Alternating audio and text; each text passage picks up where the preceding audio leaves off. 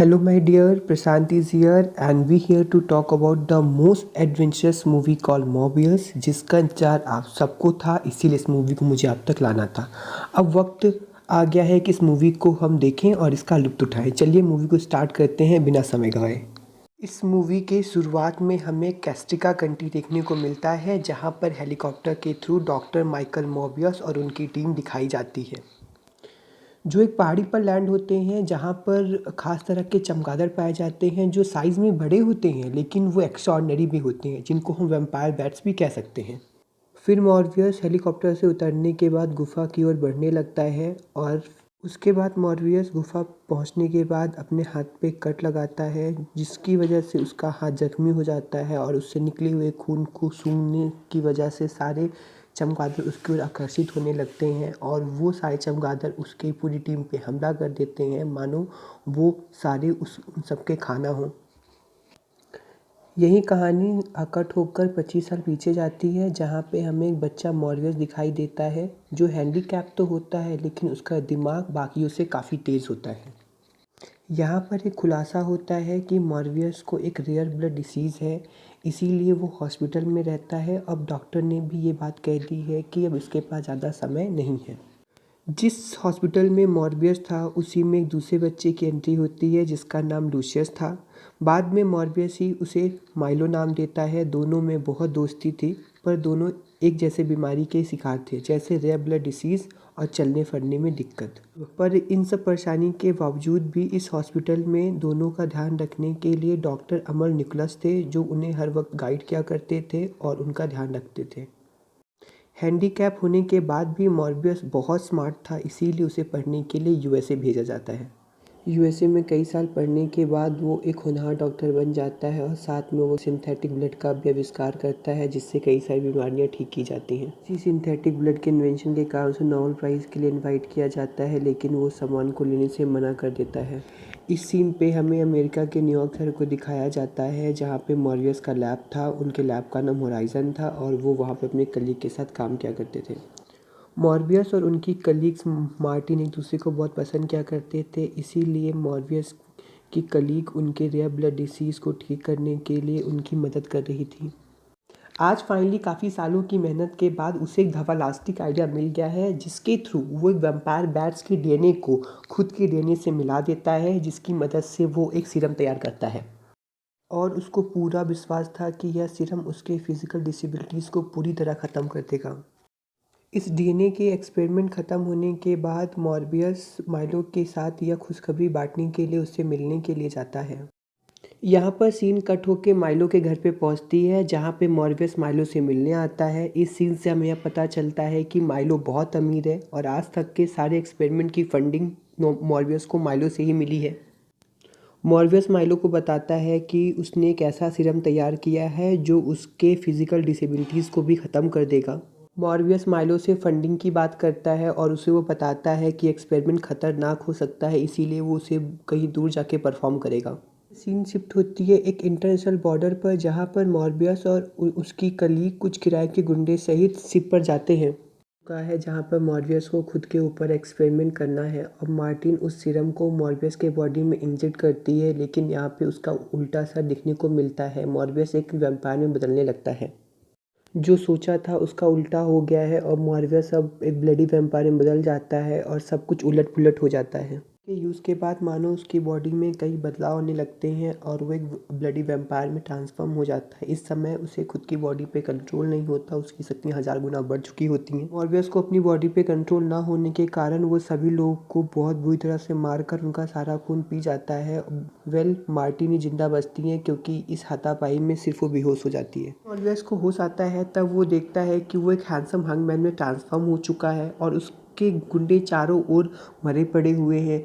ये सब देख के वो बहुत घबरा जाता है। जब वो सीसीटीवी की फुटेज को देखता है, तो वो खुद को पाता है, कहीं वो पकड़ा ना जाए, इसीलिए वो सारी फुटेज को डिलीट करके वहाँ से रफू चक्कर हो जाता है। एक्सपेरिमेंट खत्म होने के बाद मॉर्बियस को ये पता चलता है कि उसे जिंदा रहने के लिए ह्यूमन ब्लड को कंज्यूम करते रहना पड़ेगा, नहीं तो वो मारा जाएगा। लेकिन मॉर्बियस दिल का बहुत अच्छा होता है, इसीलिए वो ह्यूमन ब्लड को छोड़कर अपना बनाया हुआ सिंथेटिक ब्लड का यूज़ करने लगता है। माइलो अभी भी सेफ नहीं है, क्योंकि सिंथेटिक ब्लड के रेगुलर यूज़ से हमें पता करता है कि यह ब्लड सिर्फ उसे 6 घंटे की मोहलत देता है और बार बार यूज़ करने से इसका लिमिट कम होने लगता है। धीरे धीरे उसे अपनी पावर और स्ट्रेंथ समझ में आने लगती है। तभी वहाँ पर माइलो आ जाता है और वो मॉर्बियस को देखकर समझ जाता है कि वो पूरी तरह से ठीक हो गया है। पूछता है कि तुम ठीक कैसे हो गए, यह सीरम सच में काम करता है। माइलो फिर वो सीरम मांगता है तो मॉर्बियस कहता है चल हट, मैं ये सीरम किसी चमन प्ले में बर्बाद नहीं करना चाहता। सीरम न देने के कारण दोनों कुत्तों के बीच में लड़ाई हो जाती है। मॉर्बियस उसे जाने के लिए कहता है और कहता है आहू। मॉर्बियस सुबह पेडिग्री खा के उठता है तब उसे पता चलता है कि हॉस्पिटल में काम करने वाली नर्स को किसी ने मार दिया है, उसकी पूरी बॉडी का ब्लड कंज्यूम कर लिया है।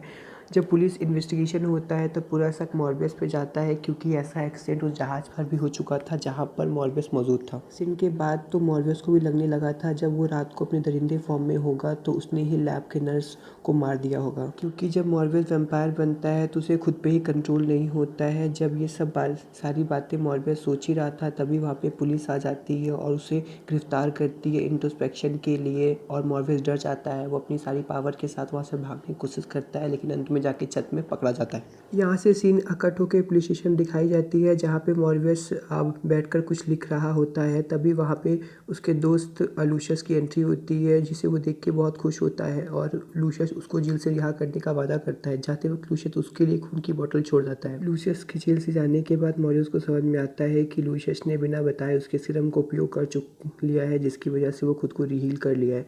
ये सब देखकर वो बहुत गुस्से में आ जाता है। इससे ये बात भी क्लियर हो जाती है कि लैब में मरने वाले नर्स के पीछे मॉर्बियस का हाथ नहीं था, लूशियस का है, क्योंकि जब वो दरिंदा बना तो उसे खुद पे कंट्रोल नहीं था और उसने नर्स को मार के उसका सारा खून पी गया। लूशियस और किसी की जान न ले इसीलिए मॉर्बियस अपनी पूरी ताकत के साथ जेल को तोड़कर अपने दोस्त को रोकने के लिए चला जाता है। तो जब मॉर्बियस लूशियस से मिलता है तो उसे समझाने की पूरी कोशिश करता है। वो उसको बताता है कि तुम दरिंदे बन चुके हो, जो लोगों का खून पीता है वो तुम्हारी मदद कर सकता है, लेकिन लूशियस उसकी एक बात भी नहीं मानता और जो भी उसके सामने आता वो सबको मारता जा रहा था। लूशियस मॉर्बियस को बहकाने के लिए कहता है कि हम तो अलग हैं, हमारे जैसा दुनिया में कोई नहीं है, हम जो चाहे वो कर सकते हैं, लेकिन मॉर्बियस उसका साथ देने से मना कर देता है। लूशियस चाहता था कि उसके साथ मिल जाए, लेकिन जब उसे यह पता चलता है कि उसकी की गई कोशिश किसी काम की नहीं है तो वो इस कोशिश में लग जाता है कि पुलिस के हाथों पकड़ा जाए या मेरे हाथों मार दिया जाए। मॉर्बियस को सब कुछ छोड़ छाड़ के भागना पड़ा क्योंकि लूशियस उस पर भारी पड़ रहा था। मॉर्बियस लूशियस को मारने के लिए एक एंटीडोट बनाता है जो उस सीरम के असर को बेअसर कर देगा और दूसरी तरफ लूशियस और भी खतरनाक और पावरफुल बन गया था क्योंकि वो कंटिन्यूसली ह्यूमन ब्लड कंज्यूम कर रहा था और पी कर खुद को ताकतवर बना रहा था। लोगों को मारने की भूख उसकी यहाँ भी ख़त्म नहीं होती, इसीलिए वो मिलने आए वाले उसके डॉक्टर को भी जान से मार देता है और साथ ही मार्टिन को भी घायल कर देता है। घायल डॉक्टर को देखकर मॉर्बियस बहुत दुखी होता है। तभी उसको सेंस होता है कि मार्टिन वहाँ से गायब है। मार्टिन की पुकार सुनकर वो उसको बचाने के लिए जाता है तो वो अधमरी सी पड़ी होती है। मॉर्बियस भी बहुत कमज़ोर हो गया था। इसके पीछे सिंपल सा फंडा है क्योंकि मॉर्बियस सिंथेटिक ब्लड को कंज्यूम करता था जबकि लूशियस ह्यूमन ब्लड को कंज्यूम कर करके खुद को और ताकतवर बना रहा था। मार्टिन मॉर्बियस से कहती है, लूशियस को जिंदा मत छोड़ना, तुम्हें इसे हराने के लिए ह्यूमन ब्लड की जरूरत होगी, तुम मेरा ब्लड कंज्यूम कर सकते हो। ना चाहते हुए भी मॉर्बियस को मार्टिन का ब्लड कंज्यूम करना पड़ता है। तभी इन दोनों में आइकॉनिक लेवल की लड़ाई शुरू हो जाती है। लूशियस की ताकत और स्ट्रेंथ मॉर्बियस से कहीं तगड़ी थी, इसीलिए वहाँ पे मॉर्बियस पर वो भारी पड़ रहा था और उसे काफ़ी चोटें भी पहुँचा रहा था। इसी आइकॉनिक लेवल की लड़ाई के बीच मॉर्बियस को अपनी एक और स्ट्रेंथ के बारे में पता चलता है। वो होती है सुपरसोनिक वेव के थ्रू वो बैट से बात कर सकता है और उन्हें कंट्रोल कर सकता है और उनसे जो चाहे वो करवा सकता है। उन्हीं कंट्रोल बैट के थ्रू मॉर्बियस लूशियस पे एक दमदार अटैक करता है और लूशियस कहीं दूर जाके गिरता है। मॉर्बियस जल्दी से आकर उसका बनाया हुआ एंटीडोट उसके सीने में इंजेक्ट कर देता है। इंजेक्ट करते ही लूशियस की मौत हो जाती है और मॉर्बियस कहीं उड़ के दूर चल जाता है। सीन कट होकर हमें सेकंड सीन में मार्टिन दिखाई देती है जो खुद को रिहील कर चुकी है। वो भी मॉर्बियस की तरह एक वैम्पायर बन चुकी है। मॉर्बियस को ये बात पता नहीं होती है, इसीलिए वो इस शहर से दूर जा रहा है। इस मूवी के पोस्ट क्रेडिट सीन में दिखाया जाता है कि अचानक एड्रियन टूम्स पुलिस स्टेशन के सेल में कहीं अचानक से टेलीपोर्ट होके आ जाते हैं, जिनको हमने स्पाइडर फार फ्रॉम होम में देखा था। मूवी के सेकेंड पोस्ट क्रेडिट सीन में हमें यह दिखाया जाता है कि डॉक्टर माइकल मॉर्बियस अपनी कार से कहीं जा रहा होता है। तभी उनके सामने डॉक्टर एड्रियन टूम्स आ जाते हैं, यानी कि वल्चर। दोनों स्पाइडरमैन के बारे में बात करते हैं। वल्चर बताता है स्पाइडरमैन हमारा दुश्मन है। इस बार पे मॉर्बियस कहता है कि ये मकड़ी मुझसे बचेगा नहीं। यहाँ पे मूवी खत्म हो जाती है। Thank you for the watching.